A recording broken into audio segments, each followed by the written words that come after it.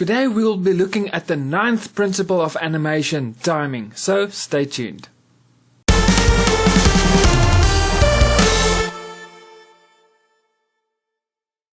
Hey guys, my name is Eon and welcome to my Start Animating YouTube channel. The channel that is specifically aimed at everyone that is new to animation. And if that is you, well, you are on the right channel. So make sure you hit that subscribe button and also click on that little notification bell so that you can get notified every week when I upload a brand new video.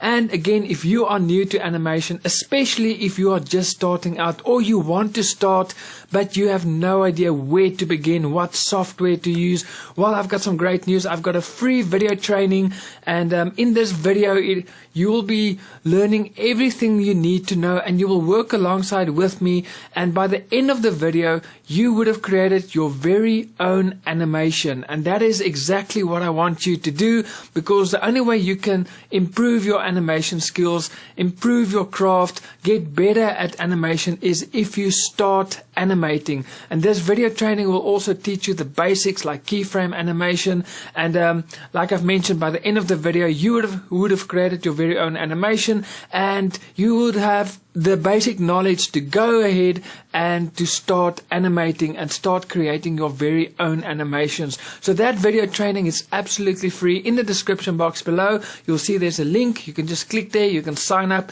and you can take that free video training and start your journey as a new animator. So today we'll be looking at the 9th principle of animation, which is timing. Now just a quick description just to explain to you what it is. Timing is the personality and nature of an animation is greatly affected by the number of frames inserted between each main action. So what that basically means is that when you animate, you normally animate in frames, okay?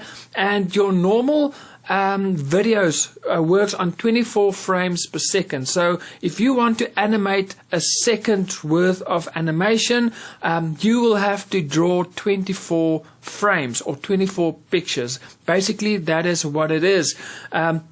Now the simple rule of thumb is normally that the more pictures you add inside the 24 frames, or from the one action to the next, the more images you put inside of it, the faster it will or the slower it will move, and the less pictures you have from one frame to the, or from the one object or action to the next, the less frames you use, the faster it will move.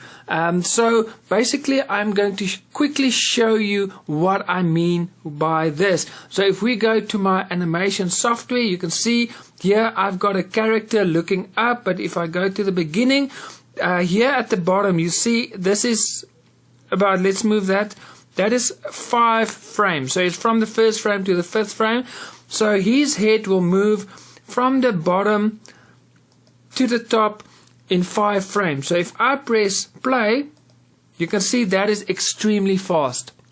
Okay, so again, the less frames you use, the faster an object moves. The more frames you the more frames you insert, the slower it will get. So if I move this, say, to 40, now you can see there's the same action, but there's a lot of frames there. So if I press play, you can see it is a lot slower. So again, the less pictures you use between an action, from one action to the next, the less pictures or frames you use, the faster it will move, and then obviously the more frames or pictures you use, the slower it will move. Now you can use this to your advantage as an animator, and that is basically what this is all about.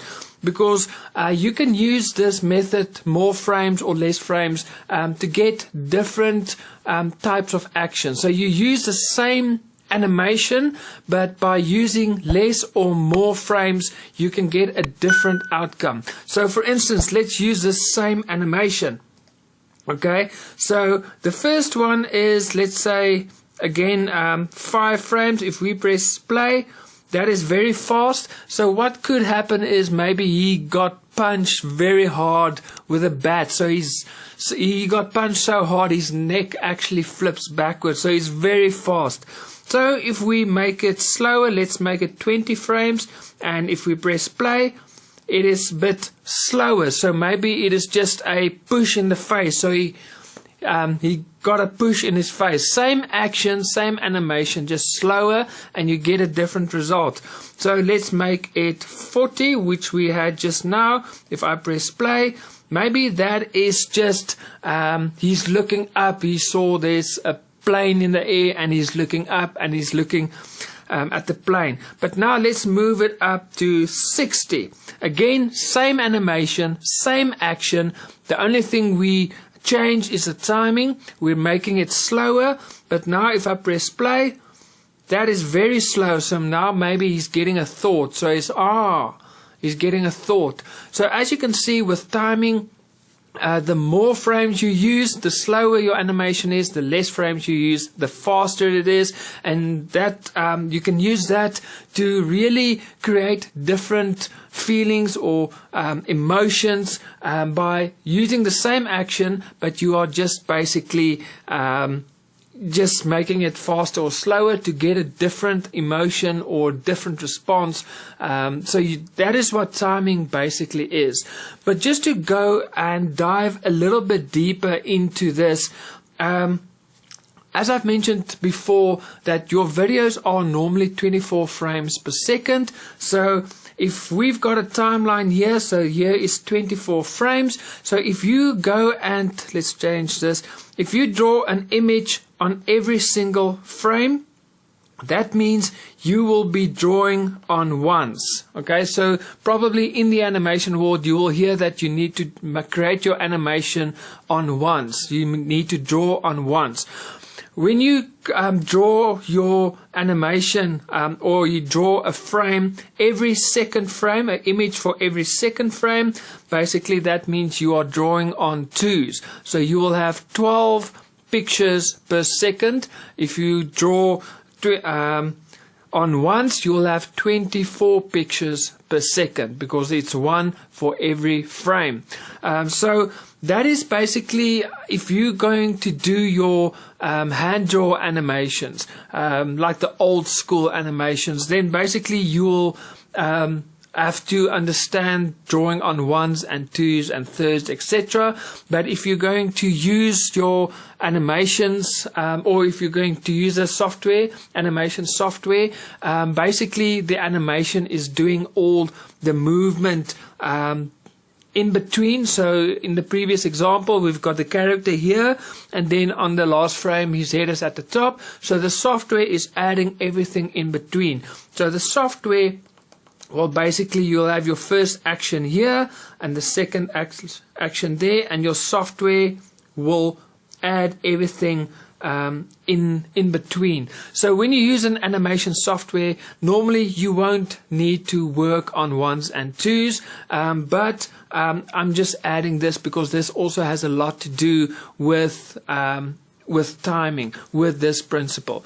So guys, that is it for this video. I hope you've enjoyed it. If you did, remember to click on that little like button. It really helps this channel, especially with the YouTube algorithms. And again, if you are new to animation, remember to go and take that free video training. It will really help you to get started. That for me is so important. And again, remember to hit that subscribe button and also click on that notification bell so that you can get notified every week when I upload a new video. So guys, that is it for me. I will see you guys next week with another video. God bless.